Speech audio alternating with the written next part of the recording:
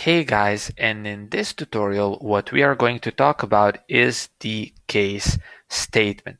Now what we are going to talk about is we are going to talk about how to use the case statement instead of a lot of elif statements. Okay, and what we are going to actually do is rewrite this entire script using the case statement, and we will actually differentiate between the hello and the hi value for the for our first argument. Okay, and I just noticed that in the last tutorial I should have used single quotes here. I mean, again, it doesn't really make a difference for this particular string.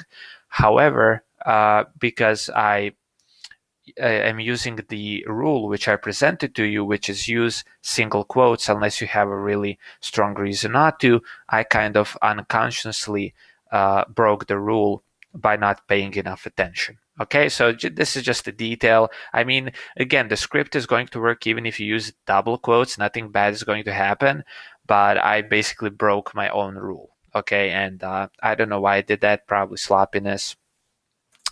But yeah, it's good to adhere to that rule to avoid some issues that may have arisen. Okay, but anyway, nothing bad happened. Moving on to the tutorial. Okay, so at the case statement, what we are going to talk about is how do we replace the previous script, which was just on the screen moments ago, with the case statement.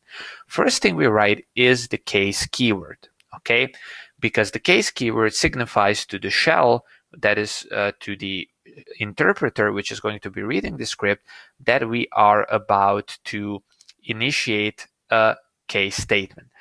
Then we are going to write the variable we are going to be testing. Okay, so we will be testing the first argument, and then we have to write the keyword in. Okay, so basically case and in are keywords, and this first argument to our script can be actually any variable we want to test. Okay, so this doesn't have to be the first argument to the script. This can be any variable you want to test the values for. Okay, and so first of all, we would like to check if the first argument to our script is hello. If it is hello, then I want to echo hello back to you. Okay, and this is what I want to echo, and I want to end the case right here.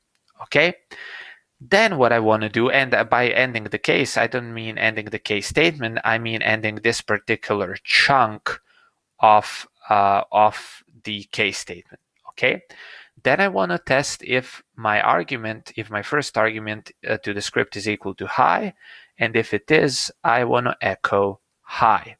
Okay, and then I want to actually encompass everything else. So this asterisk right here means everything else. And in everything else, I want to echo you are rude. Okay? And actually end this with the double semicolons here. Okay? And we can actually move the double semicolons all the way to here.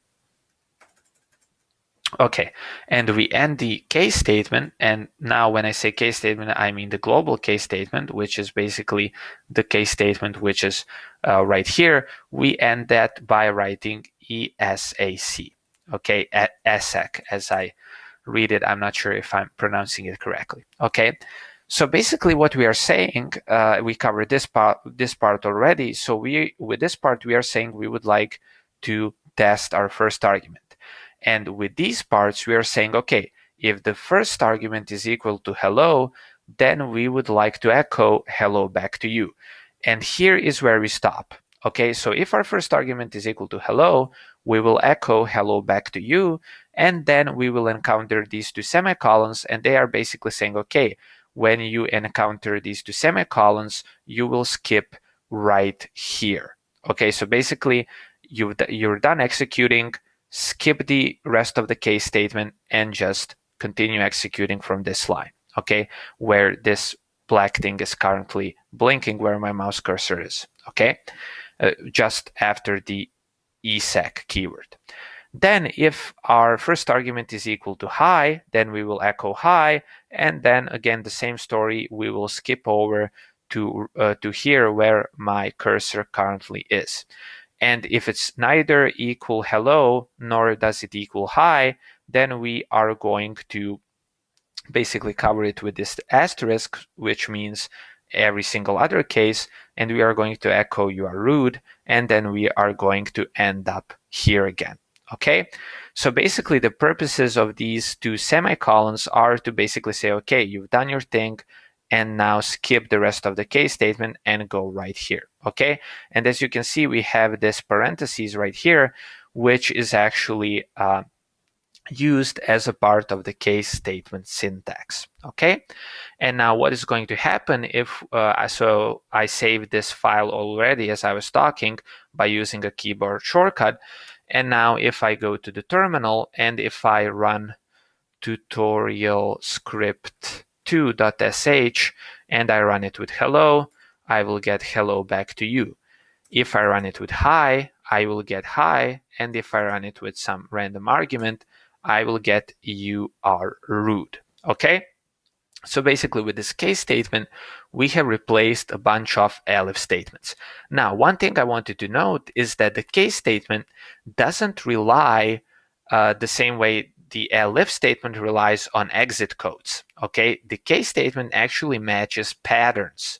Okay, so instead of relying on exit codes to determine if, for example, the first argument is equal to hello, it just matches patterns. Okay, it doesn't rely on exit codes, but it's looking at, okay, is the first argument really equal to this pattern? And if it is, then we echo hello back to you. Okay, so no exit codes are involved. Okay, so this is just like a technical detail, but conceptually we are replacing a bunch of elif statements with a case statement. Okay, and if we wanted to, for example, test in this particular chunk of the case statement, if the first argument is equal to hello or hi, what we would do is we would write a vertical line and then we would just write hi. Okay, and this way we could test if the first argument is either equal to hello or hi in the same case chunk. Okay, and now we can save this, and I can test the script again. So I can use hello. I can call the script with hi, and we can see that we get the same response. And if I use some random argument, I get you are rude. Okay, so this is pretty much it, guys. Use case statement. If you see that you are using a lot of elif statements, I recommend using a case statement. This is just sort of like rule in programming. If you have a lot of elif statements, you don't really use those. You use the case construct. And in other programming languages, it's called the switch construct, switch case construct, the switch case statement. Again, statement and construct, I use it interchangeably, but I would say a more accurate description would be case statement. Okay, so basically use the case statement wherever you see that you are using a lot of elif statements. Okay, so this is it for this tutorial. I hope you learned something useful, and I hope to see you in the next tutorial as well. Talk soon.